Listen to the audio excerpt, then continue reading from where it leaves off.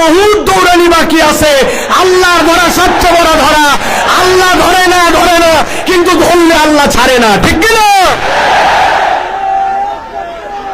এই জন্য প্রিয় ভাইয়েরা, আমাদেরকে স্লোগান দিও না এখন ভাই, কথা শোনেন প্রিয় ভাইরা। এই কথা বলার উদ্দেশ্য, আল্লাহর কাছে ক্ষমা নিয়ে আমাদেরকে বিনা হিসাবে জান্নাতি হওয়ার জন্য চেষ্টা করতে হবে।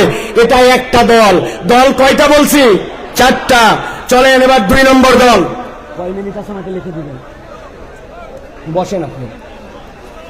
2 নম্বরে কথাগুলো মনোযোগ দিয়ে শোনেন।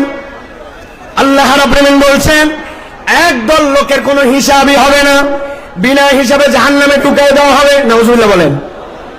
আল্লাহ কোরআনে বলছেন সূরা বাকারা 217 নম্বর আয়াতের মধ্যে, ওয়া মাইয়ারতাদিদ মিনকুম মান দীনিহি